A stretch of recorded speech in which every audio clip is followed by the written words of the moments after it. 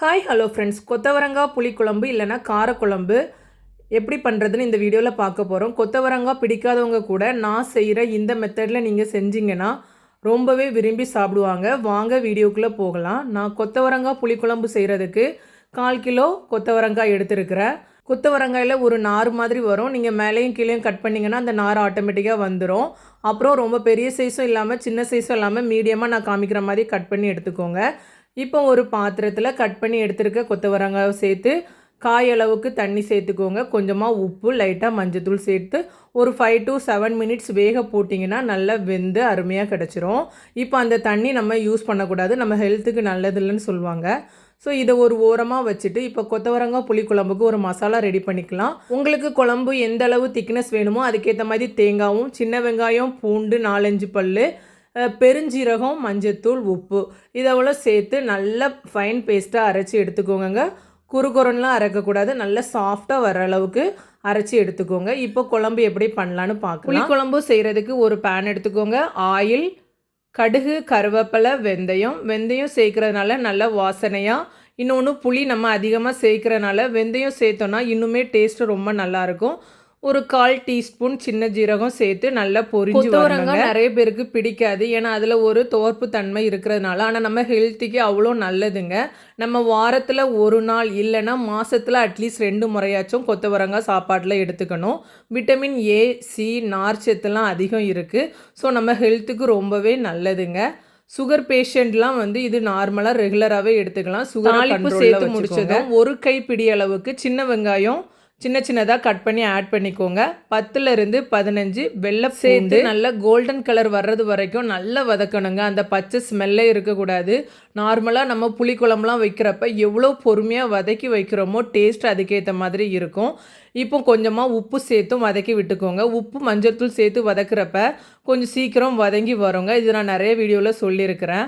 அதுக்கப்புறமா ஒரே ஒரு தக்காளி சின்ன சைஸாக நீங்கள் ஆட் பண்ணிக்கோங்க. இதில் புளி கரைசல் தான் நம்ம அதிகமாக எடுக்கிற மாதிரி இருக்கும். ஸோ ஜஸ்ட்டு ஃப்ளேவருக்காக ஒரு பாதி தக்காளி, பெரிய தக்காளியாக இருந்தால் பாதி சேர்த்துக்கோங்க, இல்லைனா மீடியம் சைஸ்னால் 1 போதும். சேர்த்து நல்லா வதக்கிட்டு இப்போது இந்த கொத்தவரங்காய் புளிக்குழம்புக்கு மசாலா சேர்த்துக்கலாம். அதுக்கு காரத்துக்கு ஏற்ப வத்தல் பொடி சேர்த்துக்கோங்க. மல்லித்தூள் சேர்த்து நல்லா எண்ணெயில் வதக்கி விடுங்க. ஃப்ளேம் ரொம்ப கம்மியாக வச்சு பண்ணுங்க. இப்போ ஒரு 1/2 கிளாஸ் தண்ணி சேர்த்து நல்லா அந்த எண்ணெயோட மசாலா சேர்ந்து எண்ணெய் பிரிஞ்சு வரோம்ல அந்த லெவல் வரைக்கும் நம்ம கொதிக்க விடணுங்க. கொதிக்க விட்டதுக்கு அப்புறமா இந்த ஸ்டேஜ் ரொம்ப இம்பார்ட்டன்ட்ங்க. ஏன்னா நமக்கு மசாலா ஃப்ளேவர் இருக்கவே கூடாது.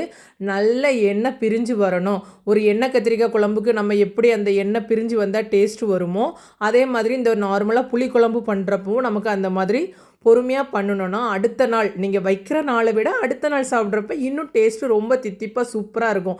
எவ்வளோ வேணாலும் சாப்பிடலாம், அந்த அளவு இருக்கும்.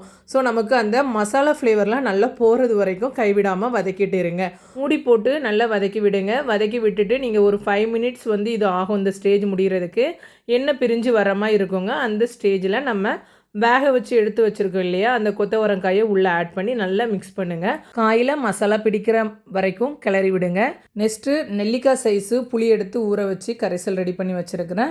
இந்த புளி கரைசலையும் உள்ளே சேர்த்து நல்லா மிக்ஸ் பண்ணிவிட்டு நல்லா கொதிக்க விடுங்க. உங்களுக்கு குழம்பு எந்த அளவு வேணுமோ அதுக்கேற்ற மாதிரி தண்ணி சேர்த்து நல்லா கொதிக்கணுங்க. புளி குழம்பெல்லாம் பொறுத்தவரை நல்ல எண்ணெய் பிரிஞ்சு வரணும். புளி கரைசல் சேர்த்ததுக்கப்புறம் நல்லா கொதித்து புளியோட ஸ்மெல்லெல்லாம் நல்லா பச்சை வாடெல்லாம் போயிடணும். அப்படின்னா மட்டும்தான் நம்ம அடுத்த நாள் வச்சு சாப்பிட்றப்ப டேஸ்ட்டு நல்லாயிருக்கும். அந்த ஸ்டேஜ் வந்ததோடு நம்ம தேங்காய் அரைச்சி வச்சுருக்கோம் இல்லையா, அதை உள்ளே ஆட் பண்ணி தேவையான அளவு உப்பு சேர்த்து கொதிக்க விடுங்க. ரொம்ப நல்லா இருக்குங்க. நீங்கள் வேணால் எல்லாருமே ட்ரை பண்ணுங்கள், நான் பொய் சொல்லலை. எங்கள் வீட்டிலலாம் இதை விரும்பி சாப்பிடுவாங்க. நீங்களும் ட்ரை பண்ணிவிட்டு என்னங்கிறத எனக்கு கண்டிப்பாக ஃபீட்பேக் கொடுக்கணும். நல்லா கொதித்து வருது பார்த்தீங்களா, சிம்மில் போட்டு மூடி போட்டு கொதித்து விட்டுக்கோங்க. ஃபைனலாக கருவேப்பிலை இறக்கிட்டு கொஞ்சமாக நான் எப்போவுமே எந்த குழம்பு செஞ்சாலுமே ஃபைனலாக கொஞ்சம் எண்ணெய் ஆட் பண்ணுவேன். அது கொஞ்சம் டேஸ்ட்டை எடுத்து கொடுக்குற மாதிரி இருக்கும். ஸோ ஃபைனலாக கொஞ்சம் தேங்காய் எண்ணெய் சேர்த்துட்டு இறக்கிட்டேங்க. அவ்வளோதான், சுவையான கொத்தவரங்காய் புளிக்குழம்பு ரெடி. இதுக்கு சைட் டிஷ்ஷாக பார்த்தீங்கன்னா முட்டை வச்சு சாப்பிடலாம், அப்பளம் வச்சும் சாப்பிடலாம். ரொம்ப நல்லாயிருக்கும். நீங்கள் ட்ரை பண்ணிவிட்டு என்னங்கிறத சொல்லுங்கள். குழம்பு வைக்கிற அன்றைக்கெலாம் ரொம்ப நிம்மதியாக ஹாப்பியாக சாப்பிடுவேன். ரொம்ப எனக்கு பிடிச்ச ஃபேவரட் டிஷ்ஷில் இதுவும் ஒன்று. இந்த வீடியோ பிடிச்சிருந்தனா லைக் பண்ணுங்கள், ஷேர் பண்ணுங்கள், மறக்காமல் சப்ஸ்கிரைப் பண்ணுங்கள். Tata, bye bye.